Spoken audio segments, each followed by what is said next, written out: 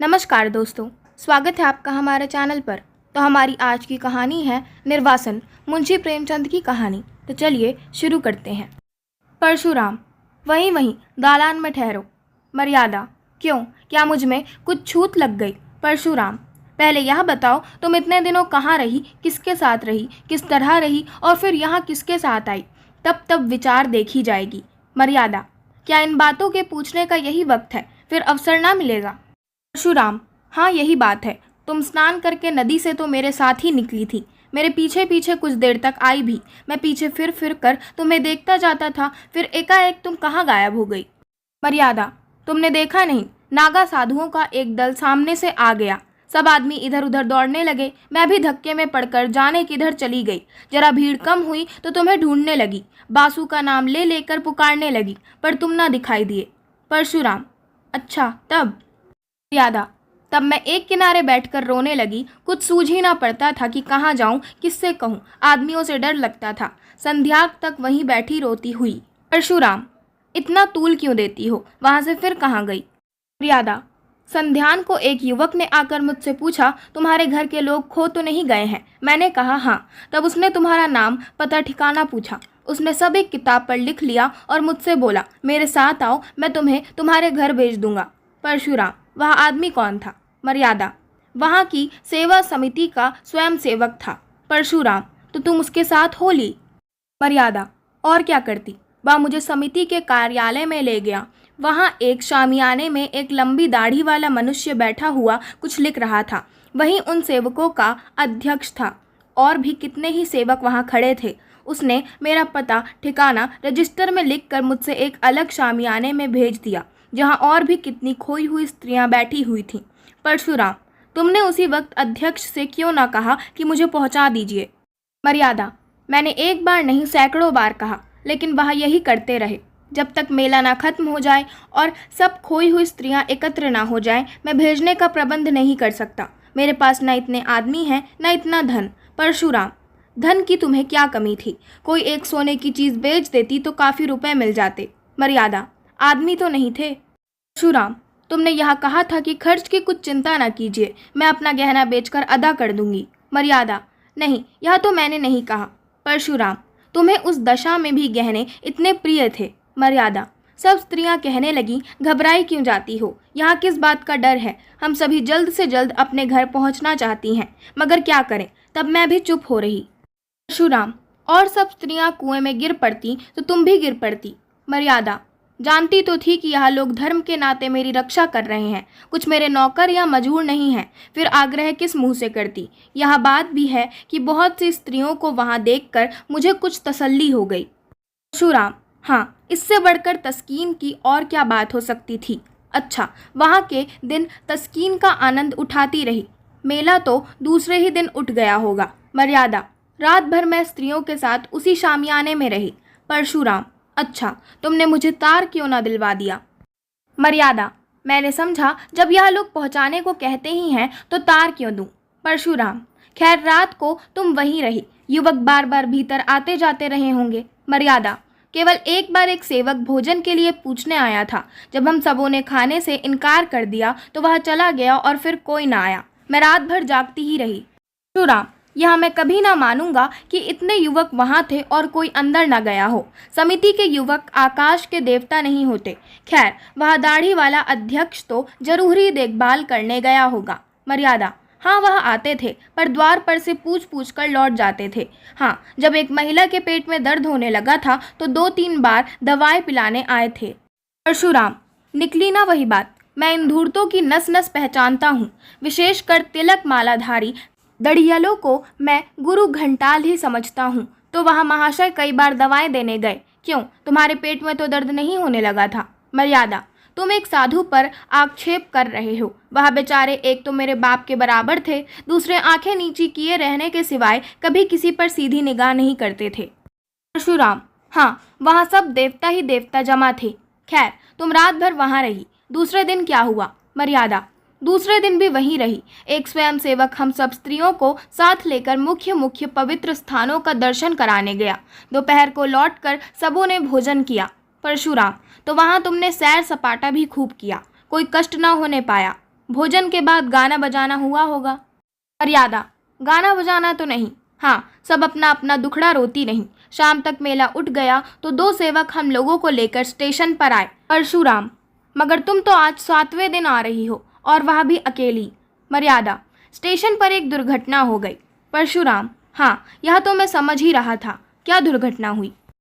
मर्यादा, जब सेवक टिकट लेने जा रहा था तो एक आदमी ने आकर उससे कहा, यहाँ गोपीनाथ की धर्मशाला में एक बाबूजी ठहरे हुए हैं, उनकी स्त्री खो गई है, उनका भला सा नाम है, गोरे गोरे लंबे से खूबसूरत आदमी है, लखनऊ मकान है, झबाई टीले में। तुम्हारा हुलिया उसने ऐसा ठीक बयान किया कि मुझे उस पर विश्वास आ गया। मैं सामने आकर बोली, तुम बाबूजी को जानते हो? वह हंसकर बोला, जानता नहीं हूँ तो तुम्हें तलाश क्यों करता फिरता हूँ? तुम्हारा बच्चा रो रो कर हलाकान हो रहा है। सब औरतें कहने लगीं, चली जाओ, तुम्हारे स्वामी जी घबरा रहे होंगे। स्वयंसेवक ने उससे 2-4 बातें पूछकर मुझे उसके साथ कर दिया। मुझे क्या मालूम था कि मैं किसी नर पिशाच के हाथों में पड़ी जाती हूँ। दिल में खुशी थी कि अब बासु को देखूंगी, तुम्हारे दर्शन करूंगी। शायद इसी उत्सुकता ने मुझे असावधान कर दिया। परशुराम, तो तुम उस आदमी के साथ चल दी? वह कौन था? मर्यादा, क्या बतलाऊं कौन था? मैं तो समझती हूँ कोई दलाल था। परशुराम, तुम्हें यहाँ नहीं सूझी कि उससे कहती, जाकर बाबूजी को भेज दो। मर्यादा, अदिन आते हैं तो बुद्धि भ्रष्ट हो जाती है। परशुराम, कोई आ रहा है। मर्यादा, मैं घुसलखाने में छिपी जाती हूँ। परशुराम, आओ भाभी, क्या अभी सोई नहीं? 10 तो बज गए होंगे। भाभी, वासुदेव को देखने को जी चाहता था भैया, क्या सो गया? परशुराम, हाँ, वह तो अभी रोते रोते सो गया है। भाभी, कुछ मर्यादा का पता मिला? अब पता मिले तो भी तुम्हारी किस काम की? घर से निकली हुई स्त्रियां थान से छूटी हुई घोड़ी हैं जिसका कुछ भरोसा नहीं। परशुराम, कहाँ से कहाँ मैं उसे लेकर नहाने गया। भाभी, होनहार है भैया, होनहार। अच्छा तो मैं जाती हूँ। मर्यादा बाहर आकर, होनहार नहीं है, तुम्हारी चाल है। वासुदेव को प्यार करने के बहाने तुम इस घर पर अधिकार जमाना चाहती हो। परशुराम, बको मत, वह दलाल तुम्हें कहाँ ले गया? मर्यादा, स्वामी, यहाँ ना पूछिए, मुझे कहते लज्जा आती है।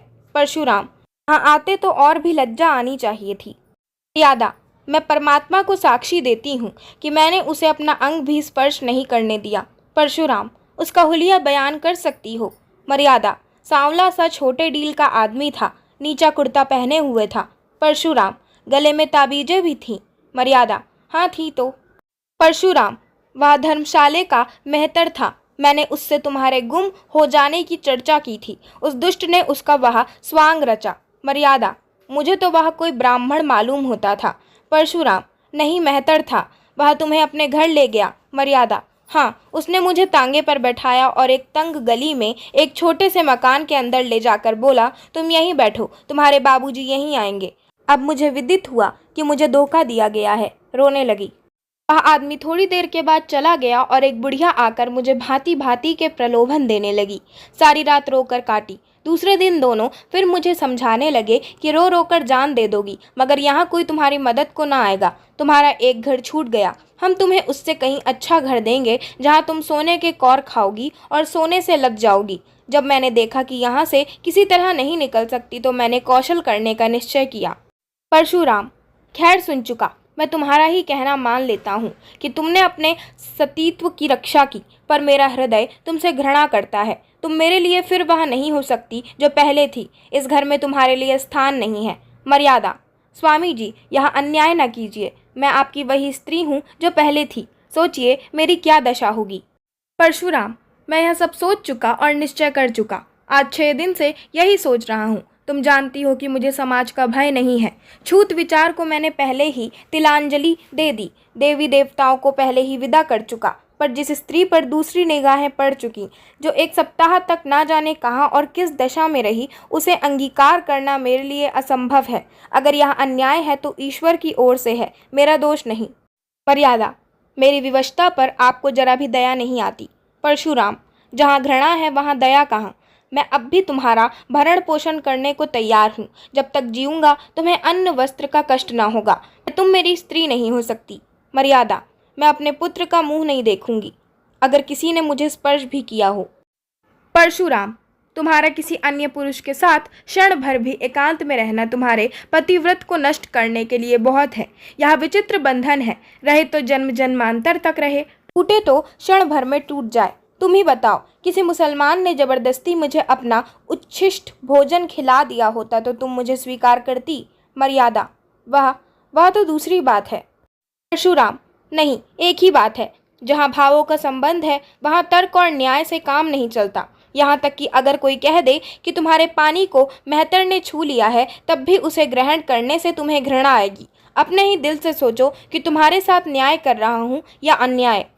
मर्यादा: मैं तुम्हारी छुई हुई चीज़ें न खाती, तुमसे पृथक रहती, पर तुम्हें घर से तो ना निकाल सकती थी। मुझे इसीलिए ना दुत्कार रहे हो कि तुम घर के स्वामी हो और समझते हो कि मैं इसका पालन करता हूँ। परशुराम: यह बात नहीं है, मैं इतना नीच नहीं हूँ। मर्यादा: तो तुम्हारा यहाँ अंतिम निश्चय है? परशुराम: हाँ, अंतिम। मर्यादा: जानते हो इसका परिणाम क्या होगा? परशुराम: जानता भी हूँ और नहीं भी जानता। मर्यादा: मुझे वासुदेव को ले जाने दोगे? परशुराम: वासुदेव मेरा पुत्र है। मर्यादा: उसे एक बार प्यार कर लेने दोगे? परशुराम: अपनी इच्छा से नहीं, तुम्हारी इच्छा हो तो दूर से देख सकती हो। मर्यादा: तो जाने दो, ना देखूंगी। समझ लूंगी कि विधवा भी हूँ और बांझ भी। चलो मन, अब इस घर में तुम्हारा निबाह नहीं। चलो जहाँ भाग्य ले जाए। आशा करती हूँ आपको हमारी आज की कहानी निर्वासन पसंद आई होगी। अगर आपको हमारी आज की कहानी पसंद आई हो तो हमारे चैनल को सब्सक्राइब करें, वीडियो को लाइक करें और बेल आइकन दबाना ना भूलें। धन्यवाद।